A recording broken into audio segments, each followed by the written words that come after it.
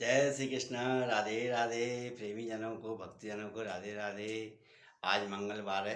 हनुमान जी की पूजा सेवा करें, चूल्हा चढ़ाएं और गुड़ का और चने का हनुमान जी का भोग लगा के बच्चों में बांटें और बंदरों में बांटें।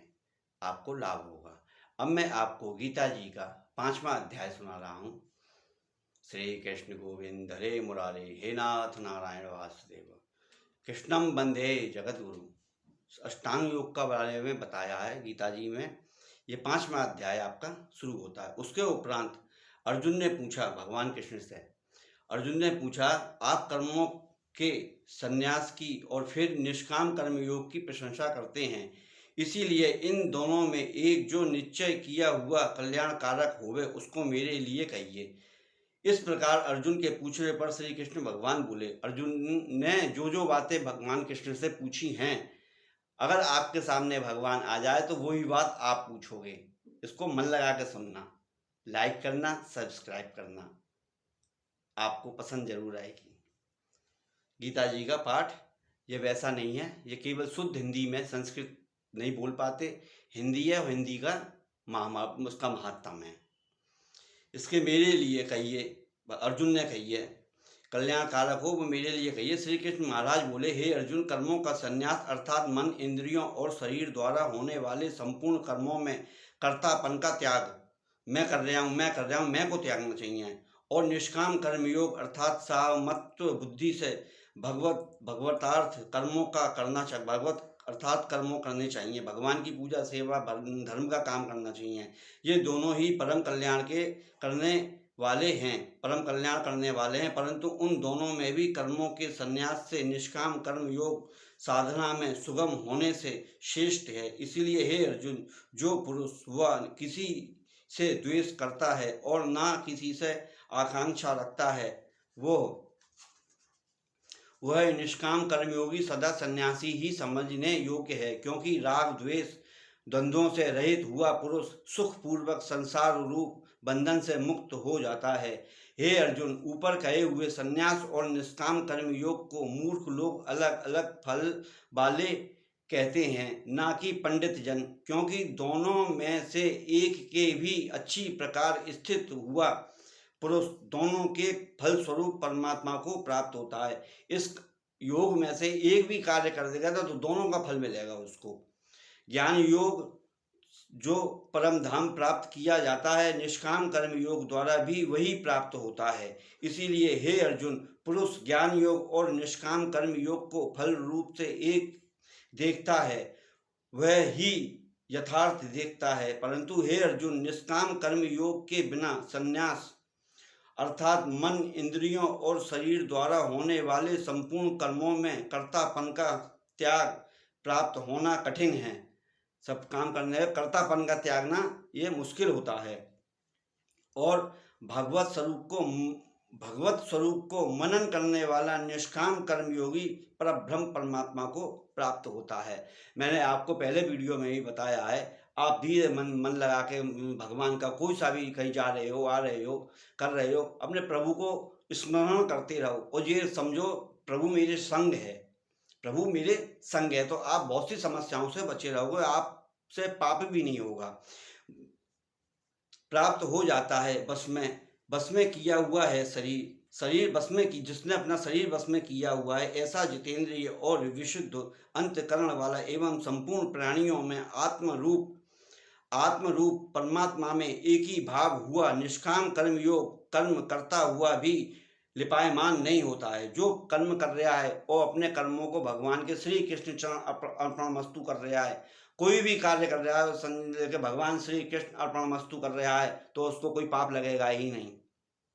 बशर्ते शुद्ध पाप होना, वैसा कर्म होना चाहिए। ये नहीं है शाम को तुमने मार दिया फिर भगवान को अर्पण कर दिया, वो तो दूना करके मिलेगा, फिर तुमको लिपायमान नहीं होता। हे अर्जुन, तत्वों को जानने वाला संख योगी तो देखता हुआ, सुनता हुआ, स्पर्श करता हुआ, सूंघता हुआ, भोजन करता हुआ, गमन करता हुआ, सोता हुआ, श्वास लेता हुआ, बोलता हुआ, त्यागता हुआ, ग्रहण करता हुआ तथा आँखों को खोलता और मींचता हुआ भी सब इंद्रियों को अपने अपने अर्थों में बरत रही हैं।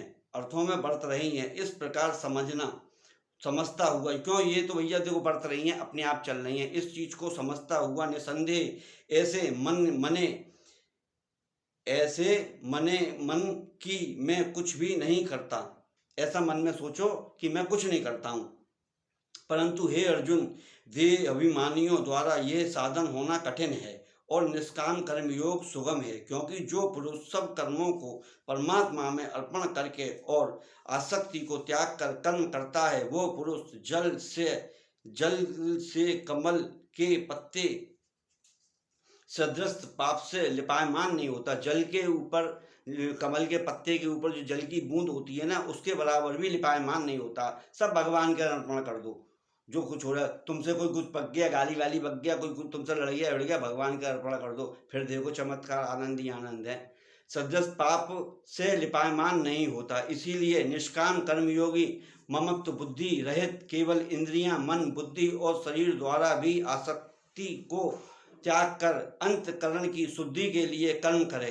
हे कर्म करते हैं, इसी से निष्काम कर्मयोगी कर्मों के फल को परमेश्वर के अर्पण करके भगवत प्राप्ति रूप शांति को प्राप्त होता है। और साकामी पुरुष फल में आसक्ति हुआ कामना के द्वारा बंधता है। इसीलिए निष्काम कर्म योग करो। क्यों आज के ज़माने में फल कर्म किया, कर्म करते ही दूसरे दिन फल मिलना चाहिए, ये आपकी सोच गलत है, इसको बदलो। भगवान से व्यापार मत करो, भक्ति करो।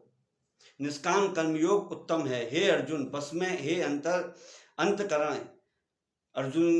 हे अर्जुन, बस में है अंतकरण जिसके ऐसा संख्य योग आचरण करने वाला पुरुष तो निसंदेह ना करता हुआ भी और ना करवाता हुआ 9 द्वारों वाले शरीर घर में सब कर्मों को मन से त्याग कर, अर्थात इंद्रियों के अर्थों में वर्तती हुई ऐसा मानता हुआ आनंद पूर्वक सच्चिदानंद घन परमात्मा के स्वरूप में स्थित रहता है। परमेश्वर भी भूत प्राणियों के ना कर्तापन को और ना कर्मों को तथा ना कर्मों के फल के योग को वास्तव में रचता है, किंतु परमात्मा के प्रकाश से प्रकृति ही वर्तती है, अर्थात गुण और गुणों में वर्त रहे हैं। सर्वव्यापी परमात्मा ना किसी के पाप कर्म को और ना किसी के शुभ कर्म को भी ग्रहण करता है, किंतु माया के द्वारा ज्ञान ढका हुआ है। इसी से